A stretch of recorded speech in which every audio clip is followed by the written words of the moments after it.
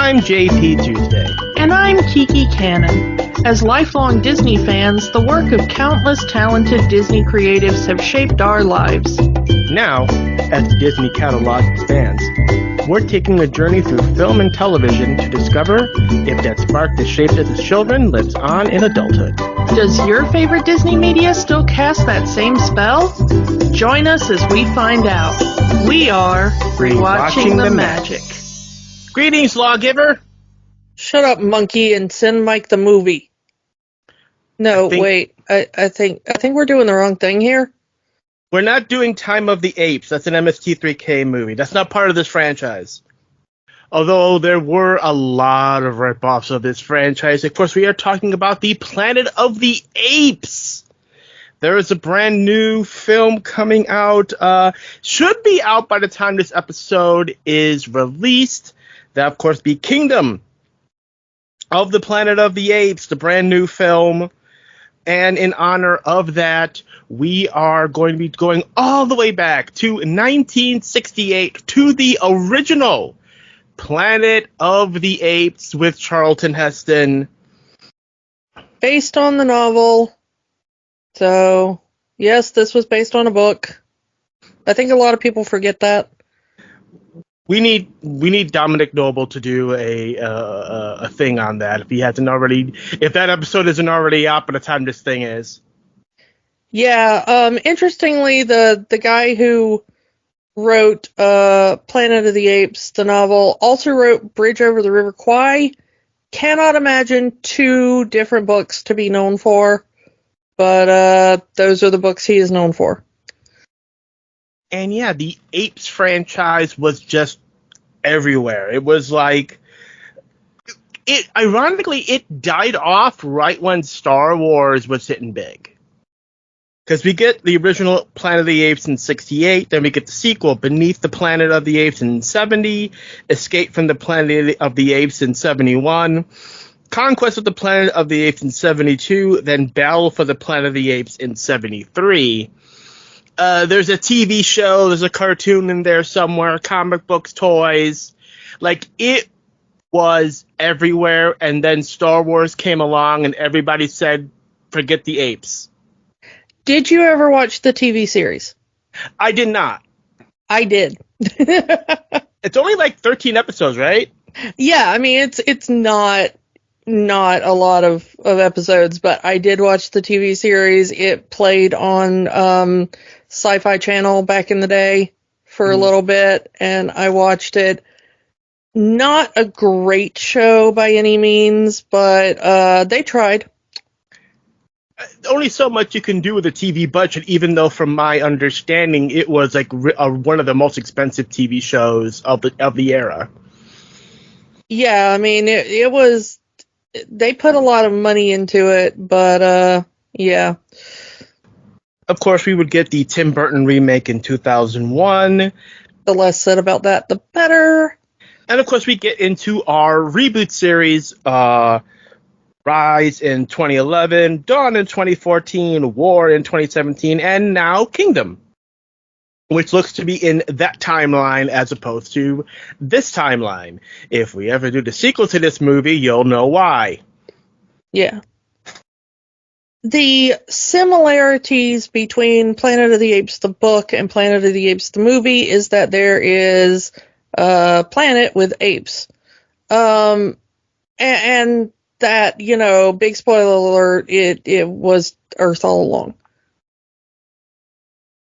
Yeah, from my understanding, the book had a more modern take on ape society versus it's a desert, there's no life on this planet, you can't grow any food, as we see in this movie. Well, let's get into that, because the original script was written mostly by Rod Serling, who everybody will know as the creator of The Twilight Zone. So Rod Serling was really the one who took the book and worked it into a screenplay initially. And they liked it, but they looked at it and they went, this is going to be far too expensive to film. Because Rod Serling really wanted it to be a sci-fi movie. So my understanding of the original screenplay that I've read a lot about over the years, and a lot of this is kind of sketchy memory, so I apologize if I get any of this wrong. But my understanding of it is that he wanted ape society to be very advanced. That in this time that the crew was away in space, the apes had evolved and even evolved past the human civilization that the astronauts had left. So that it was a very advanced civilization. And the humans were extremely primitive as we see them in the movie. So the apes were supposed to have all this sci-fi technology and all this event, which would have been a very special effects heavy movie. And they looked at the studio looked at the script and was like, ha ha ha, this is going to cost a lot of money. No. And they had a bunch of people rework it, including one that was infamously on the blacklist. The other main writer, Michael Wilson, had previously been blacklisted during the Cold War, under the, communist blacklist, the McCarthy blacklist. And this was one of the things he did once he was able to start working again. So they brought in Michael Wilson, and they had him redo Serling's script to be like, hey, what if the apes weren't super scientists? What if they were just more advanced than the humans? So that's where we get the kind of like apes living in sort of adobo huts, and they've got guns, but they don't really have they don't have computers or anything. They're still reading off of scrolls. They even say, the technology to fly is scientifically impossible. Yeah. So yes, they're more advanced than the humans. They have basic surgery. They can do, blood transfusions at a basic level, things like that. But they're not super advanced. They're not even 20th century advanced. So really the main thing that was kept from Serling's script, to my understanding, is the idea that the Statue of Liberty bit. That ending was apparently all Serling. And it feels like a Twilight Zone ending. It really does, and that's why, because that was Rod Serling. And much like Darth Vader revealing that he's Luke Skywalker's father, to go back to Star Wars, this is one of those shock twists in a movie that has become so ingrained into pop culture that it is impossible to go into these movies without knowing that. Yeah, if you can find someone that can go into this movie not spoiled, I would love to know how somebody would react to this movie not knowing the spoiler, Especially, we mentioned it last week and you just kind of referenced it. It's a bit on The Simpsons. Troy McClure stars in Planet of the Apes, the musical, and they do that spoiler right in that little bit. Oh my God, I was wrong. It was Earth all along. You finally made... You maniacs! You blew it up! Damn you! Damn you all to hell! Yeah, I mean, that part of the movie is the most famous part of the movie. even if you kind of don't know where it's from. My favorite parody of that actually comes from Spaceballs. Spaceballs? Oh, shit. There goes the planet. I mean, we have also our director, Franklin Schaefer. His best thing would come after this, as he would be the director of Patton.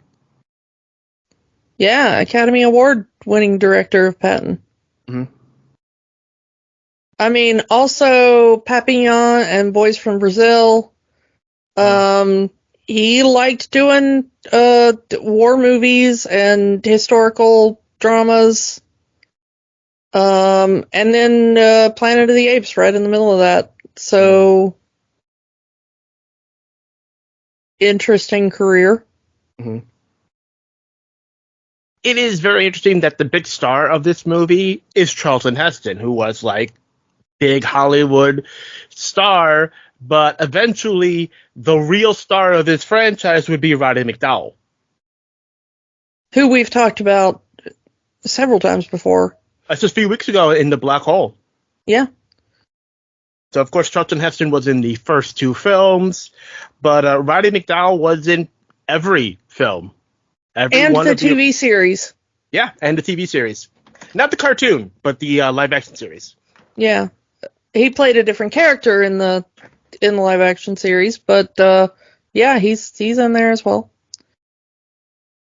While we're talking about the cast, you know, we mentioned Charlton Heston, you know, who's our main human, and we've got Roddy McDowall as Dr. Cornelius, one of our main apes, and then our other main ape in there who helps out the humans is played by Kim Hunter, who plays Dr. Zira.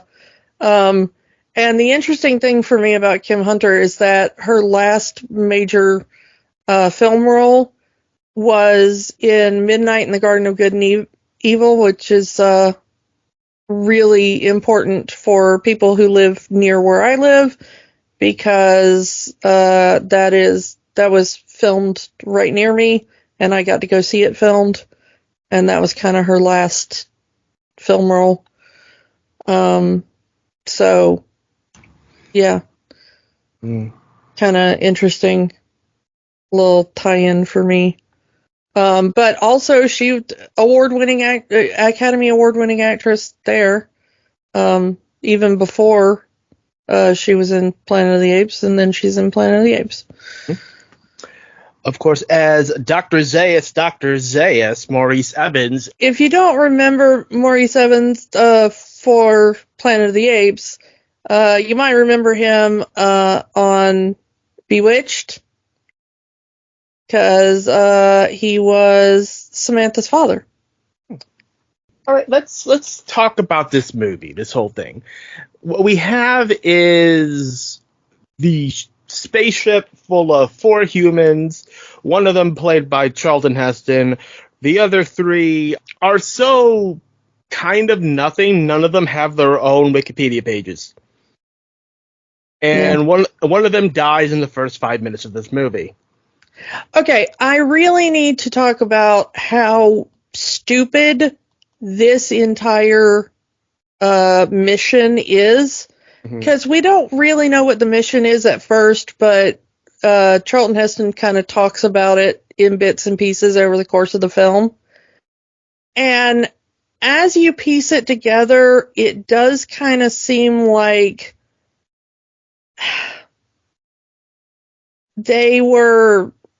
it's a little sketchy. So it's a little unclear whether or not they were sent to go out and then come back to prove that time dilation is a thing.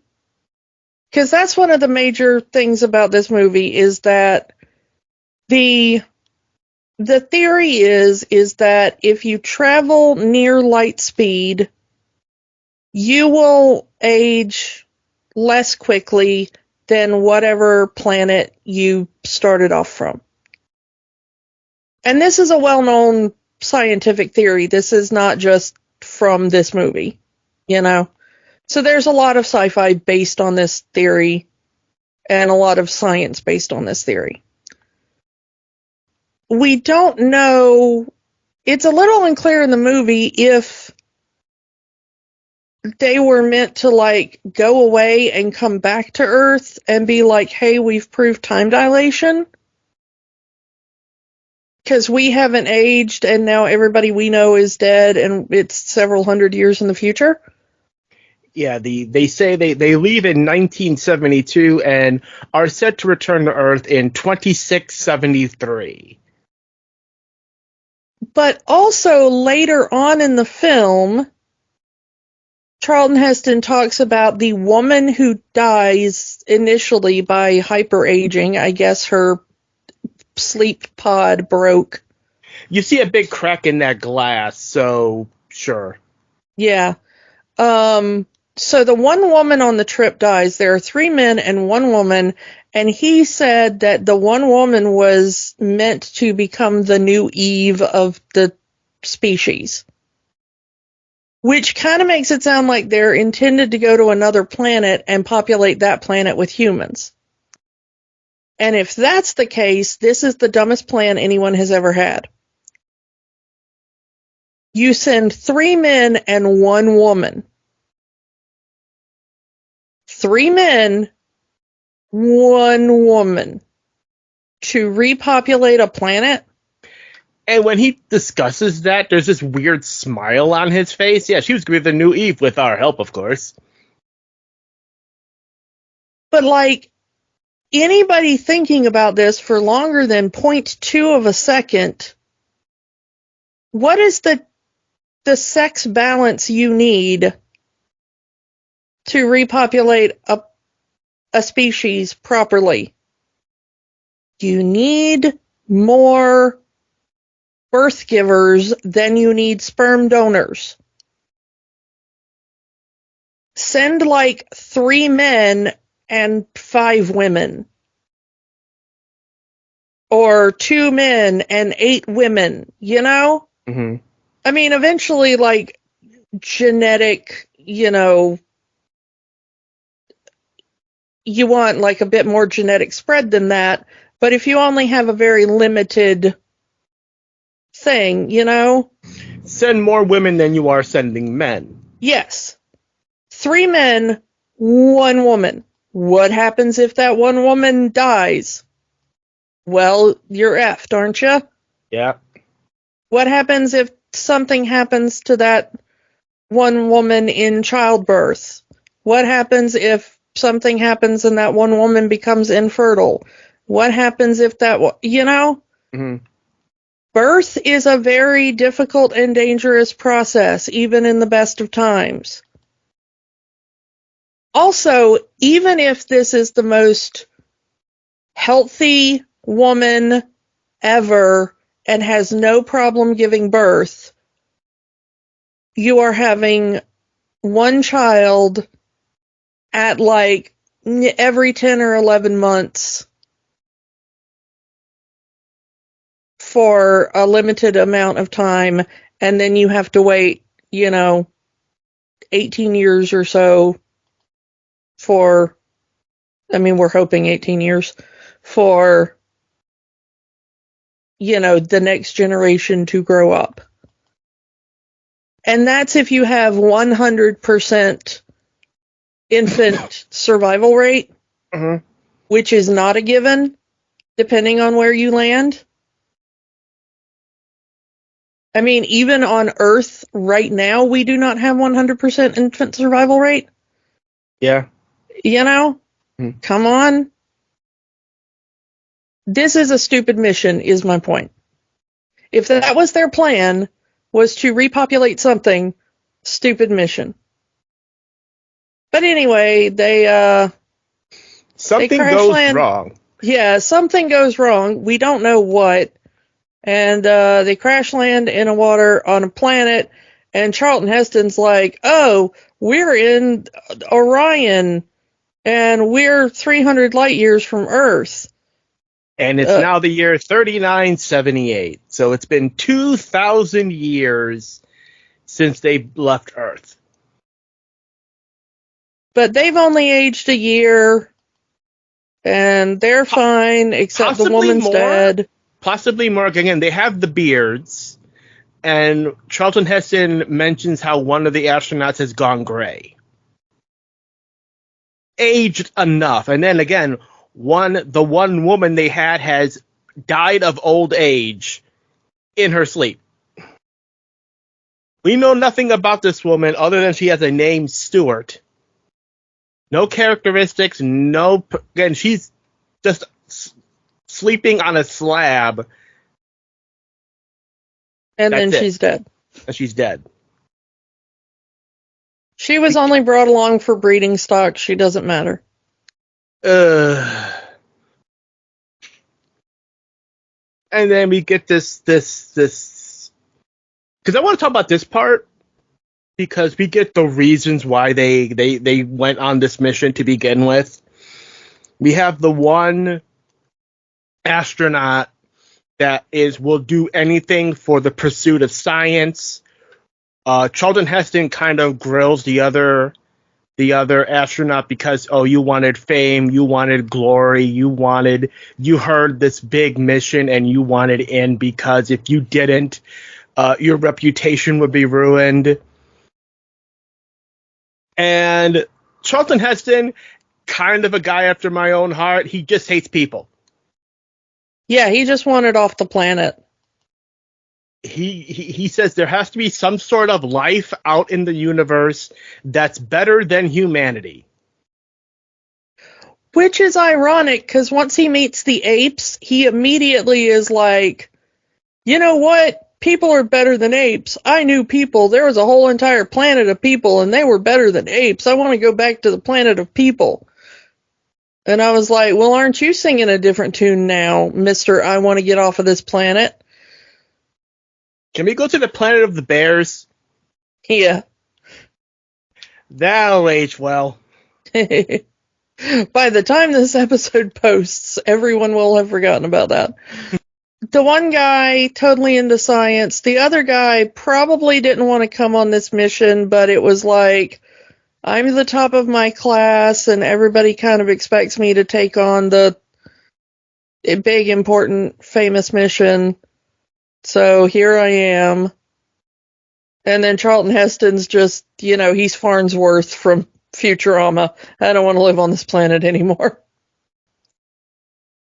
And when he gets what he wants, it's like, I want to go back to the people planet. Make up your mind, dude. And then he gets this weird idea, all of the humans that we see are mute and they don't look very intelligent. If we play our cards right, we could rule this planet. What a douche. Charlton Heston's character in this is just like king of the douchebags. Yeah, but like I said, I get what he was trying to do. Again, I don't like people. I don't like people either. So I understand Charlton Heston's little thing here, but then he gets so much of an asshole about it. Yeah. Like, he ridicules his fellow astronauts for following their dream or whatever the hell they want to do. He ridicules the ape society. His plan is to, he was looking forward to mating with Stewart, and he wants, this girl he's named Nova to be by his side all the time because, hey, it's an attractive woman. But he also kind of mistreats her because she's not as smart. He tries to write in the sand, and she's kind of smearing it because, you want to scribble in the sand. I can do that too. This is supposed to be our hero. This is supposed to be the main character of this movie, the human we're supposed to empathize with, and he is just a raging asshole. Yeah. Not really the greatest guy to follow. Why are you making me cheer for Dr. Zaius when this movie is trying to tell me he's the villain? Well, honestly, I think the heroes of this movie are Zira and Cornelius. Well, they were in the first 3 movies. But I mean, even if you just take this movie as its own movie before it became a franchise, I really do think that they're the heroes.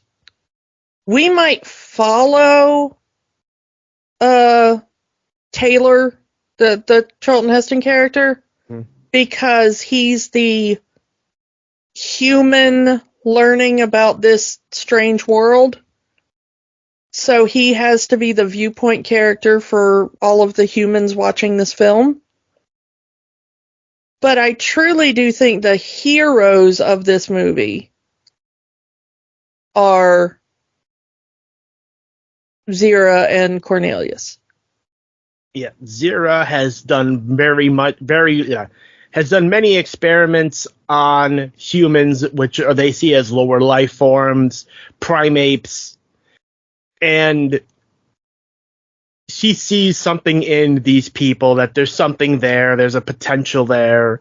So she's kind of, sympathetic to the people. And then you have Cornelius, who is a archaeologist.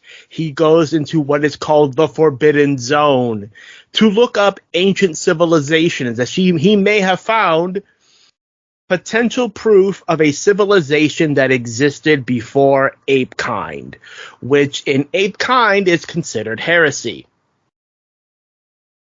Yeah, they are a theocracy. God created ape in his own image. So we don't really have too much. I mean, yes, the ending of the movie kind of gives us a somewhat of an idea of what happened to humans. Because it's obvious that there's been a nuclear war. Which explains why the land is not viable to grow anything. Yeah, as the three astronauts are walking around, initially they don't really find much vegetation, and they realize that they won't be able to plant seeds or anything because there's not viable soil. But the thing is that, the ending of the movie suggests that humans somehow devolved due to the nuclear war. But nuclear fallout. It doesn't really make much sense. It's just there was a war and now humans can't talk anymore. I mean, the reboot movies kind of give an answer to that, but we'll get to that. Okay, go ahead. The novel had its own theory because the novel is very different, and the novel does not deal with the nuclear war. The novel had the theory that humans had basically gotten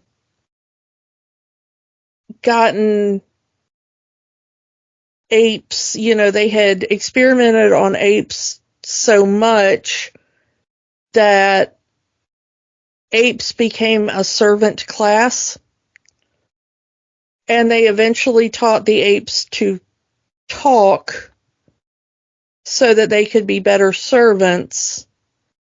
And as apes took over more and more of the work, humans became more and more lazy, and that's what happened to humans, is like, as humans stopped working, they became so lazy that, they stopped doing anything, and apes became more intelligent and strong, and eventually apes took over everything and drove the humans out of their cities and you know. And the later sequels kind of go into that. Yeah, in this particular timeline of Planet of the Apes, they kind of follow that a little bit. But honestly, I think the book was a bit, neoliberal of like, if humans don't keep working themselves to death, they'll become lazy and mute, and apes will take over everything, which is stupid. So when we get into the current franchise, I think that handles it a lot better. Yeah. There are those who believe all of this is one timeline. It doesn't work. Yeah, this series of movies and the new series of movies do not. There's a lot of Easter eggs in the new stuff for people who like the original films. But yeah, you cannot marry those two timelines together. They just don't work. The reuse of names, the reuse of concepts, the reuse of lines. Get your hands off me, you damn dirty ape. No! Your name is Nova. Yeah, bright eyes being used and things like that, It's Easter eggs, but it's not a coherent continuity. There's just no way to do it and have it make sense. But yeah, in this continuity, at least in this movie, they don't really give you a reason other than nuclear war kind of at the very end of the movie. Yeah, Charlton Heston has his theories that some sort of natural event happened, some sort of natural catastrophe had to happen because while he wants a better version of humanity, when all of that breaks down, he really cannot fathom the idea that humanity would destroy itself. Yeah, so when he comes up with theories of what happened to humanity, it's always something out of humanity's control. It's a virus, it's a meteor shower, it's some sort of other natural global catastrophe. And then when he's brought face to face with the Statue of Liberty, you bastards blew it up! God damn you! Yeah. And the thing is that it's interesting that Dr. Zaius knew this the entire time. But he didn't say anything because admitting that is heresy. Yeah.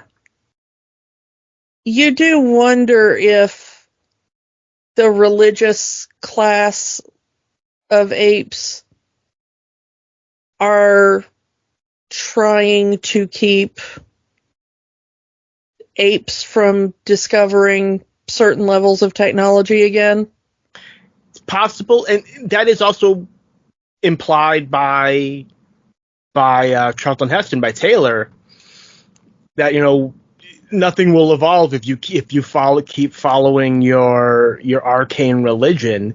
If you go everything that is against your religion is heresy, you'll never, there's no technology to evolve and all of that. And you might be right, maybe because Dr. Zaius knows what happened to humanity, that he knows what they did and the weapons that they created, especially going into the sequel, that he would want to make sure that technology is never replicated. Yeah. That apes never fall into the same mistakes of man. There is the thing of, in order to try to prove that they are not heretics, Cornelius and Zira take Taylor and Nova, who he won't leave, to the Forbidden Zone because Cornelius had found a cave with some artifacts in it.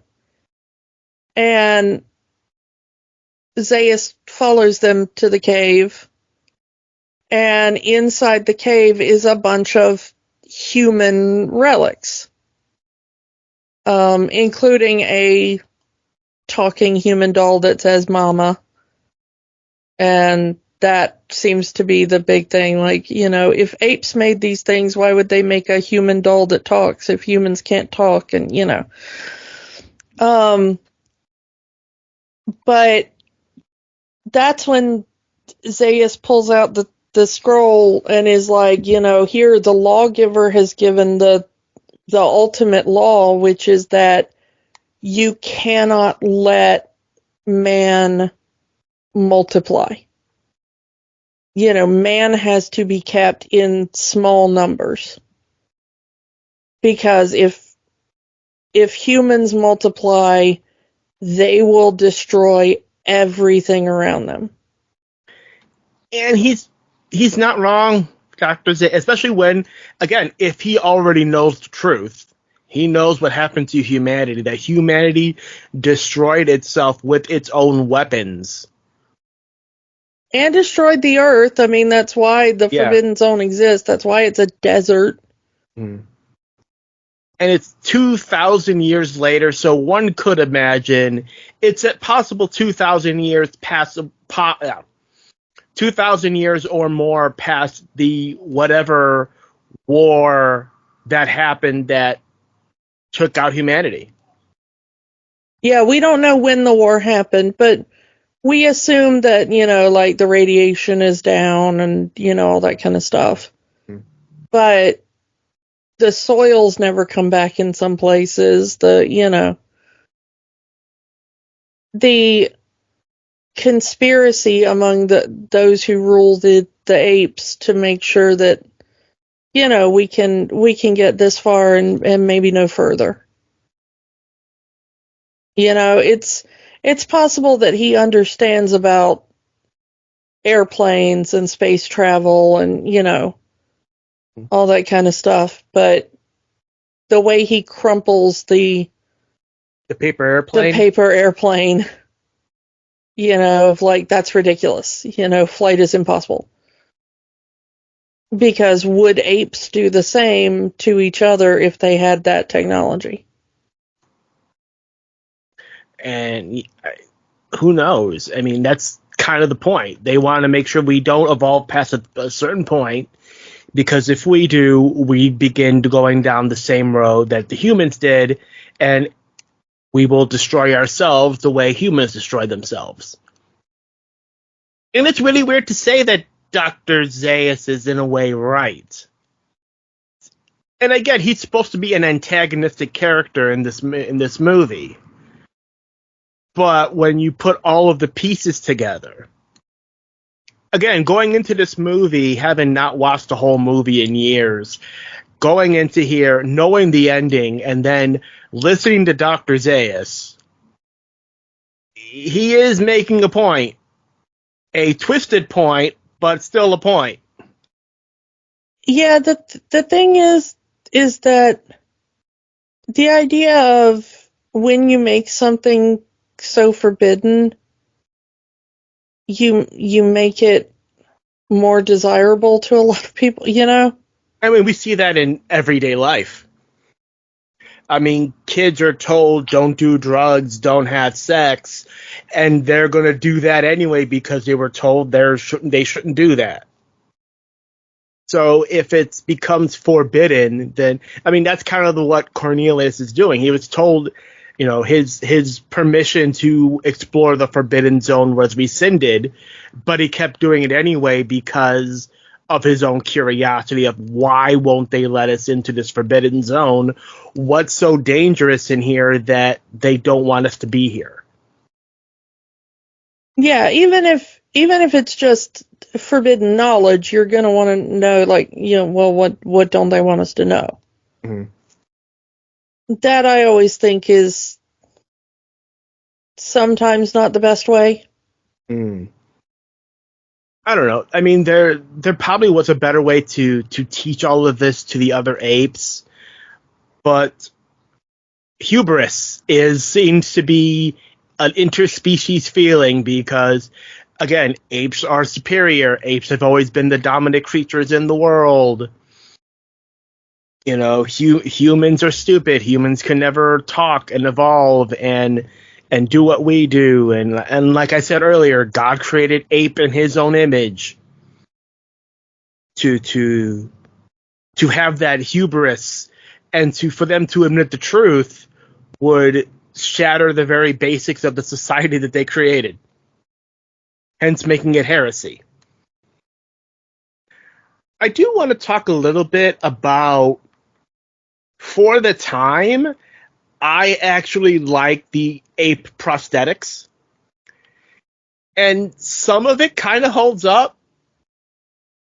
Like, I get it. These are just rubber masks and rubber hands, and it's very obvious that some actors did not want to dub over their performance because you can kind of see their lips kind of and their voice kind of being muffled by the prosthetics. Yeah.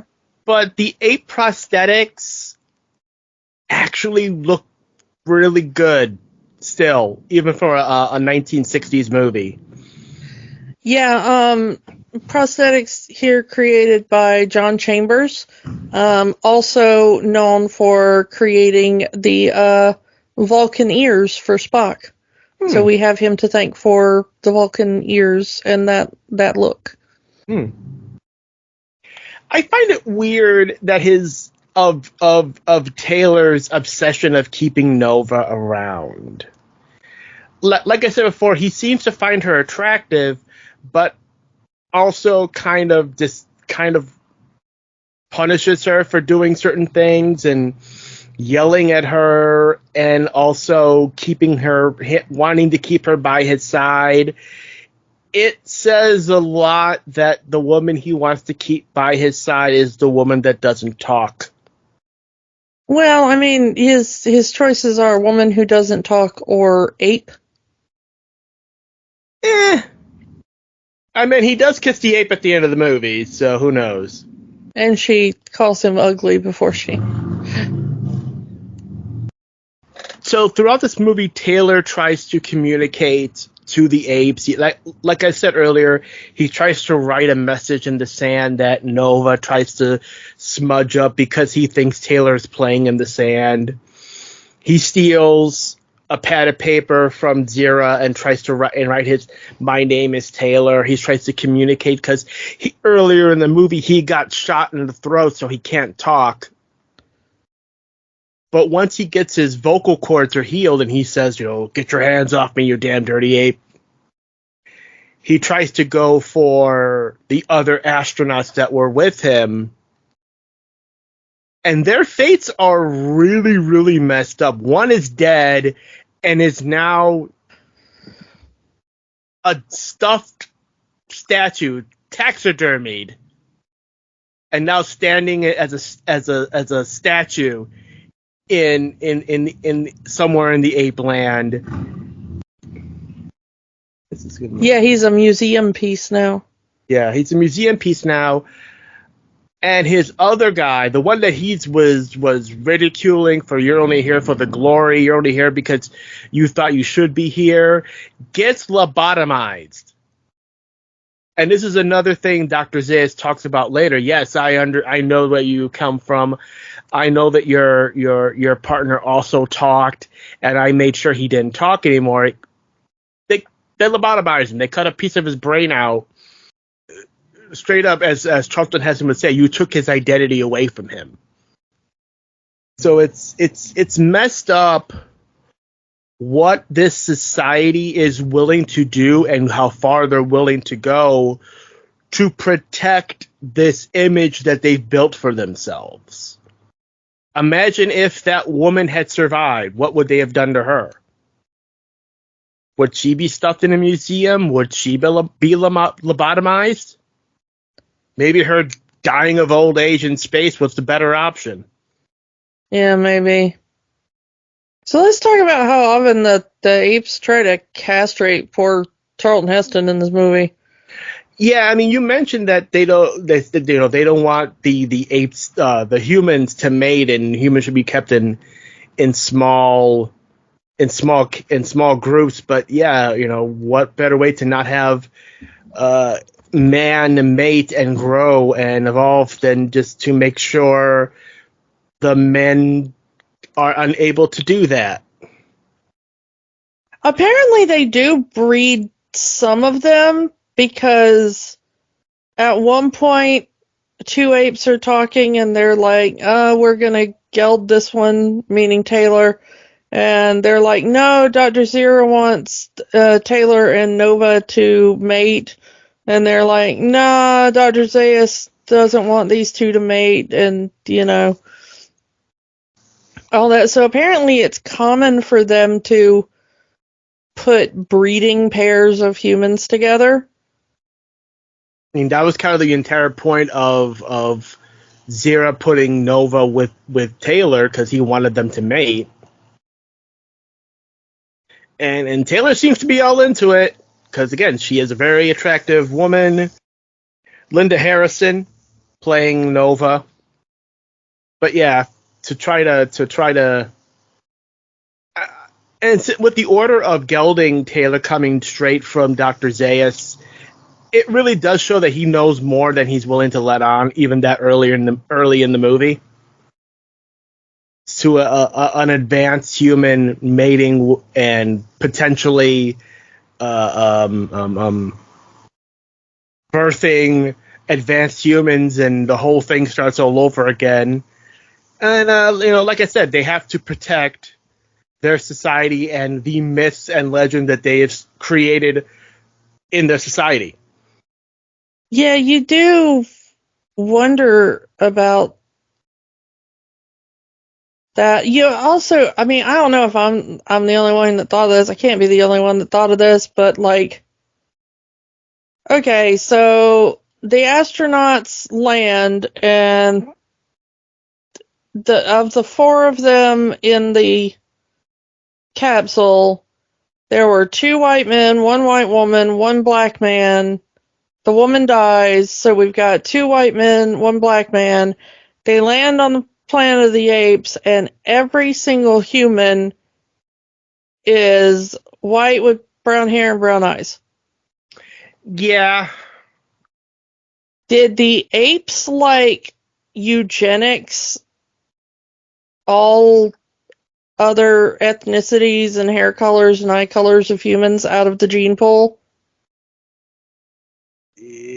I do not know, but it's like it does say a lot that those are the only humans that are around at this point.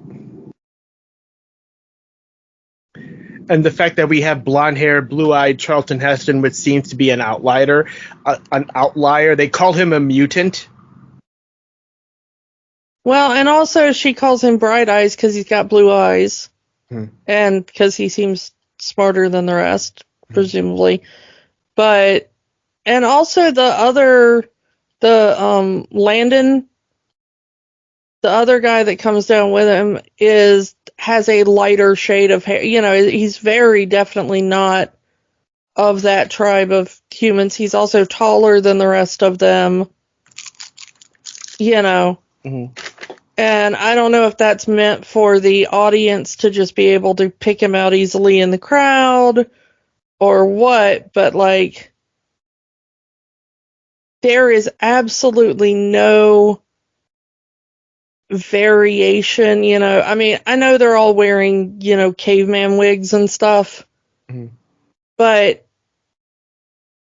there is no variation in hair color or texture or skin tone or anything in the humans, which seems odd. Like, 2,000 years of natural breeding is not enough to do that. So are the apes doing a eugenics? I don't know. It's an interesting thought, and something that this movie doesn't really go into. None of the movies really do. It's an interesting thought, and I really don't know how to respond to that one. Yeah, because if so, the apes are being kind of... Because the apes are very... And I don't know how apes in the real world, if they are able to interbreed, but there are three very distinct classes of apes in that society. Mm.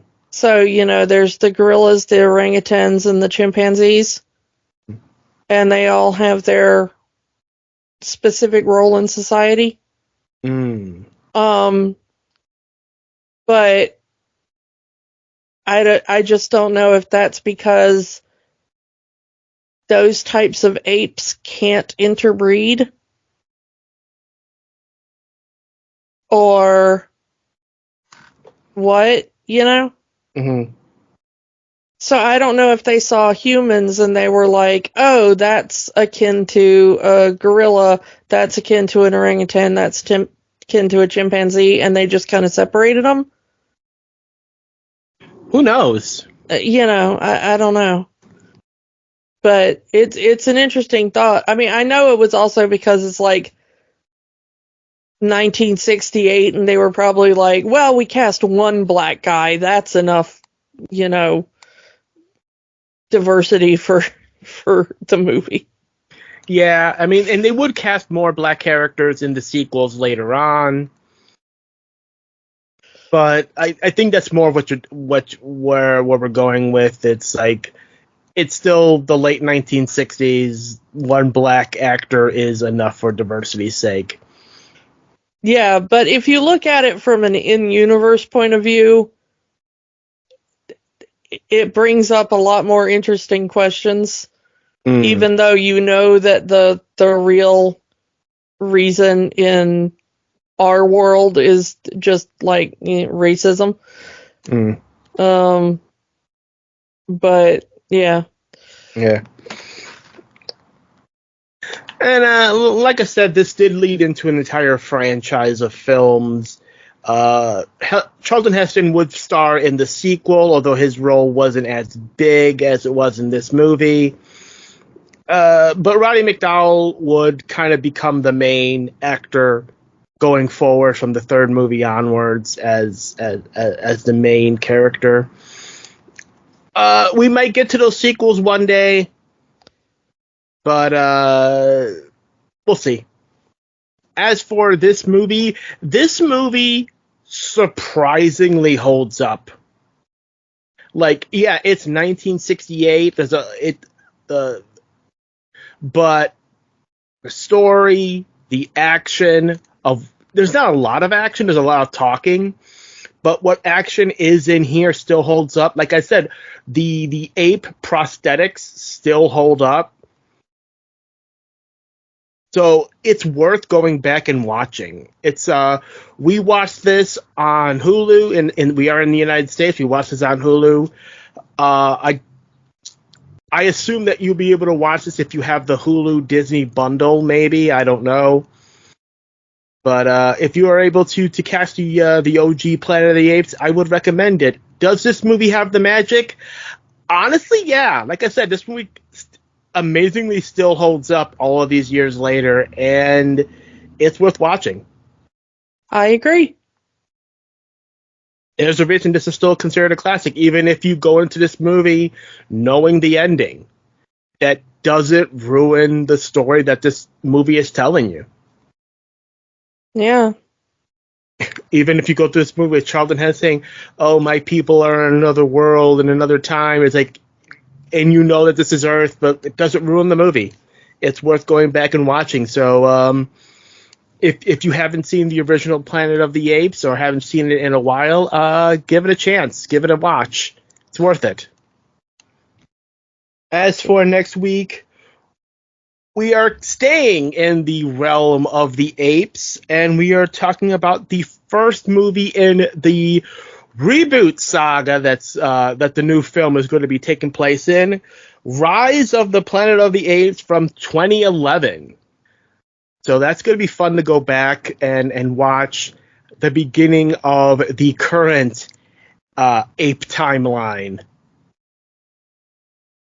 Yeah, I can't wait for that. We get to talk about Andy's circus. Yeah. So come back next week for Rise of the Planet of the Apes, and we will talk to you all next time. Bye. Don't let the magic stop here. Join our conversations on Facebook, Instagram, and Threads at Rewatching the Magic. We are on the X, formerly known as Twitter, at Rewatch the Magic. And new episodes are available every week at rewatchingthemagic.podbean.com. Remember, the magic is for everyone. It only stops if you let it. Podcasts are fun, but there's work to be done. We encourage you to get involved. Here are some organizations we support. The American Civil Liberties Union fights for the constitutional rights of all Americans. Find them at aclu.org. The National Network of Abortion Funds helps people find access to safe abortion services. Their site is abortionfunds.org. The Trevor Project provides a 24/7 crisis helpline for LGBTQ youth and education services for schools on LGBTQ issues. They can be found at thetrevorproject.org.